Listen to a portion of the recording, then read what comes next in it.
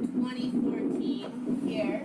Now we have MCLR 2016. And I want to kind of preface this and bring everybody up to speed with what's going on with it, because if we want to get this passed, we're all going to have to work together this year. And the minute we file and get permission to be out there signature gathering, we have to do it completely from our heart, because we are going up against the corporate cannabis monster.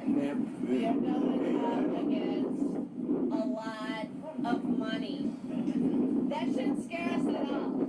That really shouldn't, because we've always been able to have more people power, right? So one of the best things about MCLR that I think that there's two things that are really key components that rise it above really anything else that's been created. One thing is that it's open source. So we reopened the language. What that means is you can go online, you can review it. If you see something that should be there that's not there, you can comment. This is truly for the people and by the people, and created literally by the people. It is an open source piece of legislation. The second thing that's really important to me, and that no other team was willing to have me sit at the table and discuss, I'm often the only person in the room discussing, is compassionate care for people that can't afford their medicine. All too often, me and John, we go to these gatherings with policy heads, and there's nobody else in the room that even brings up the question about what about the people that can't afford their medicine and the people that provide that medicine. How are we going to kind of level the playing field? This was the only team that took and put a chair for Access of Love on the steering committee to really put in the voice of care and compassion.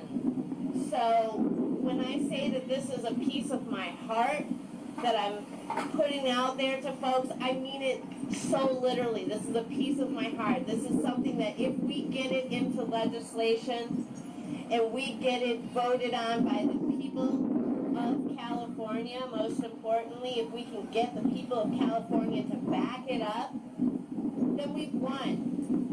You know, we've won an entire state, because we've lost entire states. We've lost the entire state of Washington. My God, they just put out their state house just voted to shut down all of the medical dispensaries for the adult use dispensaries. You know what I'm saying? So if we let sort of the corporate monsters take control, they will push us off the map. If we want to keep our state, we need to listen to my really good friend. I've really enjoyed being on the steering committee. If people are like, where's Shona been? I've been at the state level, making sure that good things are going to come our way. And with no further ado, I'd like to bring up my friend, John Lee, a proponent of MCLR. Thanks, guys. Thank you. Appreciate everybody being here, and I have been here before, so I am hopefully one of the people, and I'm a real Giants fan. I lived in the city many, many years ago, around 10th and Judah, so I'm not phony just coming up here and wearing this, even though I live in San Jose now. Number one, of course, what Shona said, thank God for Shona. And I'm not a particularly religious person, so I apologize for that, but I say it in my heart when I talk about what I've been able to not only do here, but what she did when she came to the table years ago and befriended me and guided me a little bit and talked to me about compassionate use. So specifically, she is responsible in a lot of ways what may ultimately be on the ballot here for all of us to decide on. So what's important for everybody here? Just a quick update. We're still not decided who's really finally leading the pack and getting this on the ballot for sure. But MCLR, Shona, the steering committee, the people that are involved and care about you guys are leading the pack. And the reason we are is because we've been doing this for 3 or 4 years. I've been here before. I've said a lot of things. I've been hoping and everything we can do to get on the ballot for 14. That didn't happen. And for a lot of reasons we don't need to go into. Everybody's on board this year to some extent, but we haven't decided on the language, and we've been persistent. People like Shona and yourselves showing up and making people understand what we have to do, other reasons we're going to do this. So very shortly, there's going to be more announcements. We're finally going to get something filed at some point. Hopefully, we got cooperation from everybody in the state. The idea is to make something that works for everybody, but we know that's not possible. We're making compromises, and that's the hardest thing what we're doing. You guys are doing the hardest thing because you're living every day looking for access. And San Francisco, you're fortunate to some extent you got it. I'm in San Jose, as we know, everybody in between doesn't got access, right? So it's a miserable thing. And in San Jose, we just went down from 80 clubs to 20 a year ago because we lost elections. So it's tough on every front, but I believe in what we can do at the state level. So usually what I talk about is all these things that I'm doing, we're doing, and everything. But the point is, MCLR, paying attention to what Shona is doing and what she shares with you, contribute as much as you want to listen. There's never any ask or responsibility from you guys to do anything. Just being here, you've done enough because you're part of the movement. We're going to get this finally done in 16. We're going to work hard to get it done right. What I want to do is, hey, I'm with you is the point, and it isn't me. What it is a whole organization of people. Shona said this was a thing of the people. We pull people up and down the state. We got 30 different lawyers looking at this. We have the legislative analysts, all this sophisticated stuff. It's all it takes. It's all it takes. We got to do it. What we got to do is we got to win it. And the only way to get this done is to get everybody involved. So I'm going to say early on right now, is anybody, can we make this a little bit open, Shona? I don't know how you normally want to do this, but does anybody have anything specific? Because you know what I'm able to do and how involved. Is there something specific that you want to bring up here that's important to you? Well, what is it? In Berkeley, they have the sliding scale, and they implemented it. How's it going? Do you know anything about how? I know a little bit about Berkeley. I know they're opening up another license potentially up there, but what's that? 3, 4? It's supposed to be for the people that are unable to afford. Yeah, it's related to the city economy. I'm sorry, I don't know a lot about it, but I wonder how it's going. I apologize. I can't. Maybe Shona can help you follow, but what I do know about it is people that are working there are part of our effort too. Those are the kind of people trying to do it. So that'd be a good way to show that almost every city should do the same thing. And we're trying that. Trust me. I want to make an announcement to everybody, like next month, before 420, the weekend of April the 17th, 18th, and the 19th, they're having the Ham Fest at the Cow Palace. Yeah, That's the weekend before 420. 420 is on a Monday, the third Monday in April this year. So that weekend before Monday. Yeah, before that Monday, they're having the Ham Fest it's on Monday. at Cow Palace. No, he's absolutely right. That's a good event. Hopefully we might be there at something. Okay, buddy, what's up? Right? So if you think about it, if you're charging these people $70 to smoke that every year, how come they don't charge second companies don't do the same thing?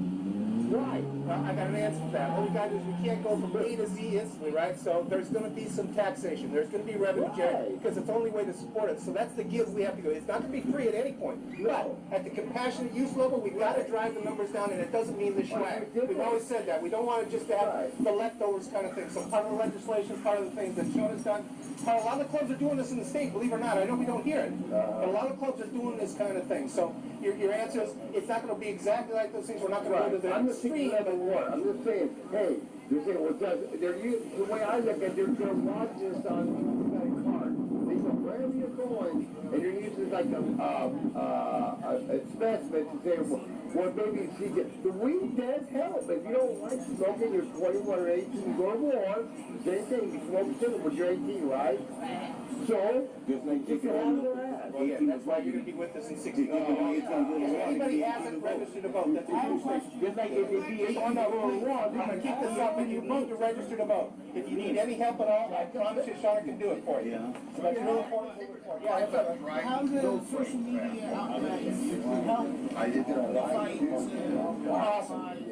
Hey guys, a great question here. You guys, please, a great question. For those of you who have access and do social media, his question was, what can that do? We have a website. We have a Facebook page. Anytime you can spread and do those kinds of things. That's what we actually built this on. We were a social media group. We outreach to people. So if you yourself want to get involved, you can link to us. We can connect with you and transfer all sorts of information. You can spread it to all your friends. So we use all those tools. We use Facebook. We use our own website. We have a YouTube channel. We have a YouTube channel too.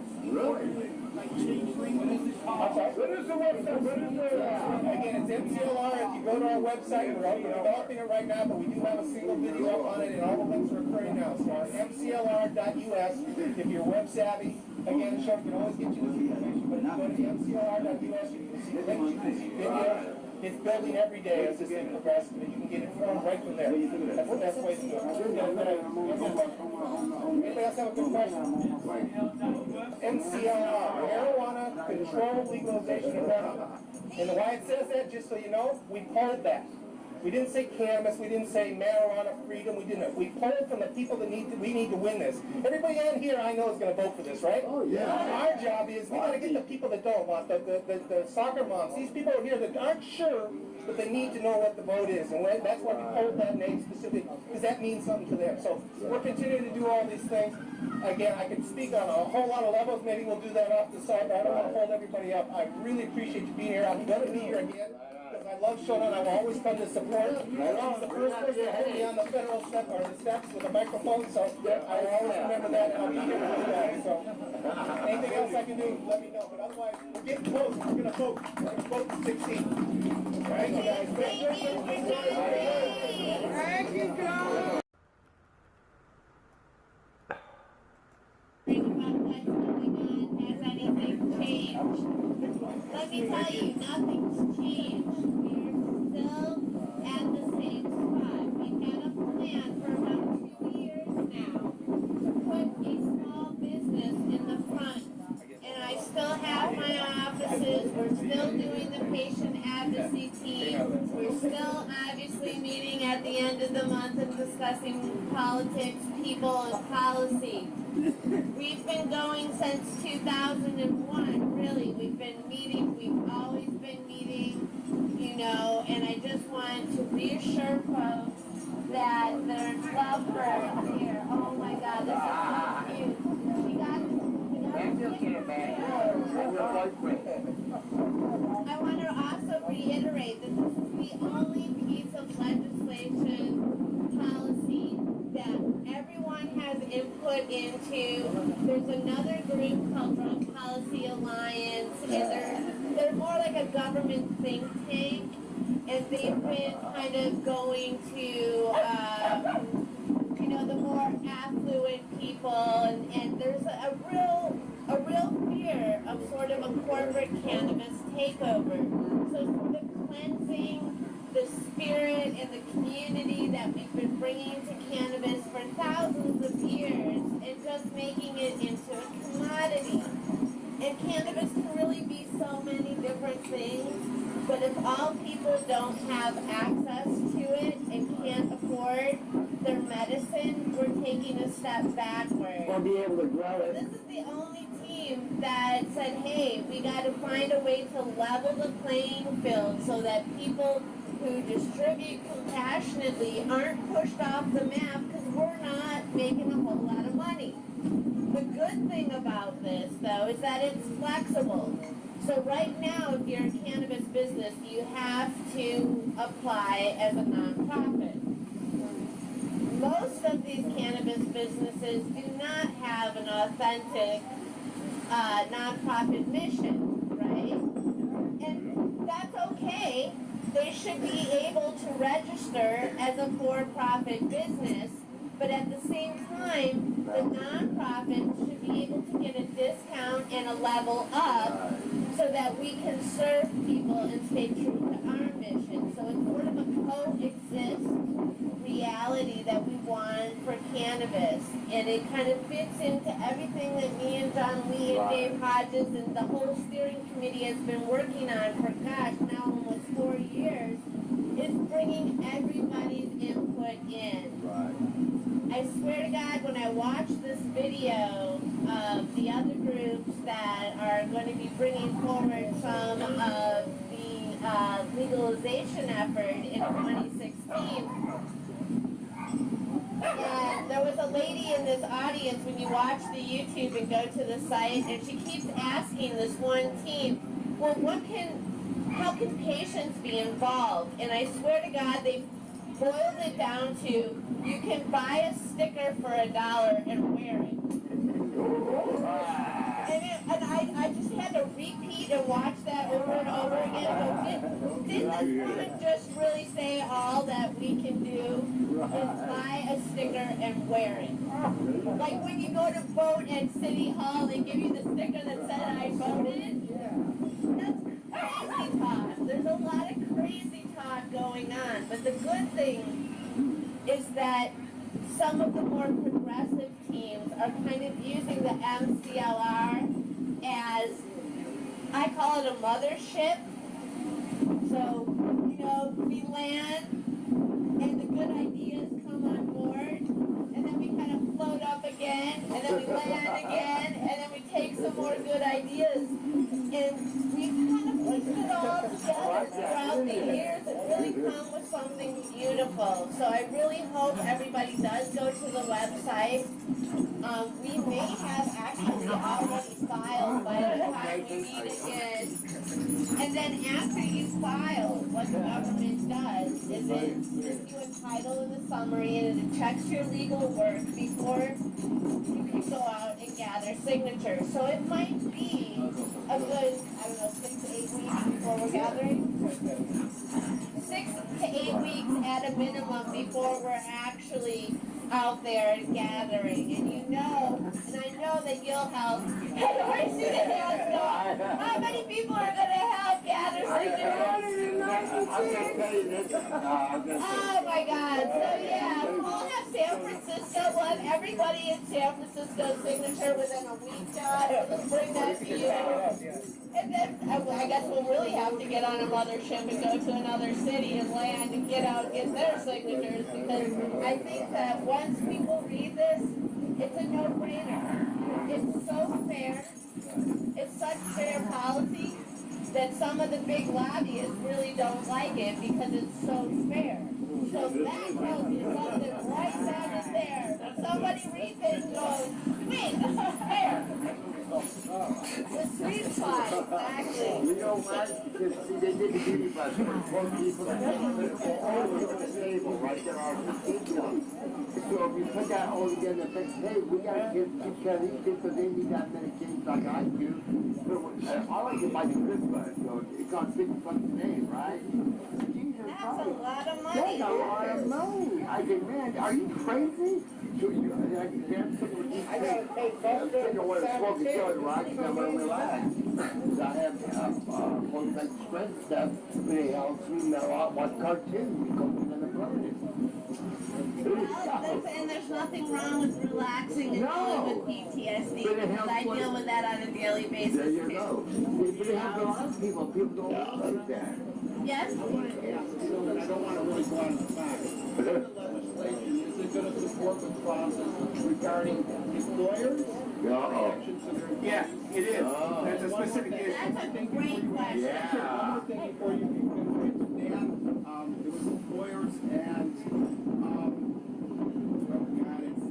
it's a great topic. But, yeah, the amnesty. Amnesty for people that have had particular charges of marijuana for years.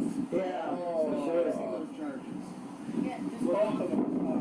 No question, for employers and employees situation, that's a huge issue. And it's been discussed. We didn't get it well done maybe back in previous versions. This time, no question, we're not going to allow that kind of discrimination. The challenge we have, no question, we can't stop.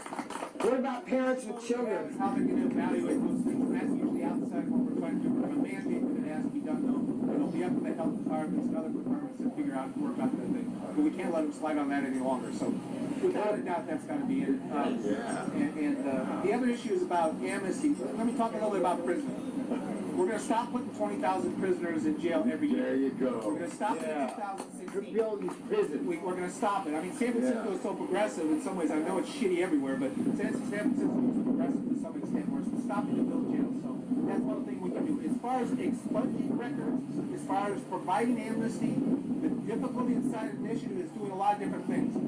What we have to do is focus on legalization. So what we're working on, this is a little complicated, but we're working on lower legislation or some other things to make sure we create amnesty in the people that are already in prison. But we run a risk of putting so many things in the initiative without focusing on the bigger one, and it doesn't work out legally and viably. I know it sucks, it sounds confusing, but we got this kind of advice, so we're focusing on making sure, number one, nobody goes to jail any longer once this passes. Then we continue to work, maybe in advance, we might start releasing more. Obviously, we've already had some stuff like that, so I appreciate the question. It's the number one, we gotta In the stop. Tenderloin, the police have really slapped off. Yeah. It's like last year they would have cited me. This year I've smoked right in front of them, and I've asked them about what the restrictions are, and they said there isn't any. And I looked at them and said, well, what do I do? And they looked at me and said, smoke. Well, that's a twisted one too, because you technically can't smoke a cigarette in front of somebody else. That's violating their rights. So you're balancing this fine issue, right? We don't want to push the level of marijuana beyond what's reasonable for everybody, and that's the compromise. Hopefully, I'm trying to help everybody through. Okay, so trust us. There's going to be some give and take, but we're focusing on the number one: make compassion use, protect people's jobs, protect their rights as much as we can, and win. Right now, we are winning. I want to say that, and I hope that's it's as important as anything. Don't feel the minute I walk away, you guys walk away. My gosh, what's happened? We just had this rah-rah and it's all a bunch of BS. Right now, the minute you walk away, you're winning. By being here, we're winning. It's happening in our lifetime. If you're part of history, keep it up. I'm trusting everything you do. We're winning. We're winning. Keep it up. Thanks. I'm serious. No, for real. Hello, we're winning. Up a little bit. I get you a little too medicated.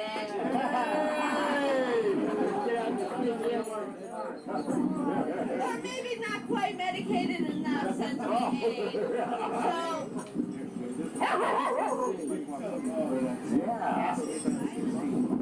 There you go. More of those days down the road. We're doing all that fun stuff. Down the road we'll have some things for everybody. But the important is let's get our shit together. I was gonna say something. I think business you aren't right, and you Jake, like you said, done a lot of work back in the Woodstock days. I didn't smoke back then. I was just an artist. I did try it out, but I wasn't going to move it back. That's way back in the 60s. But now it changed. Well, it's funny, kind of funny, because I.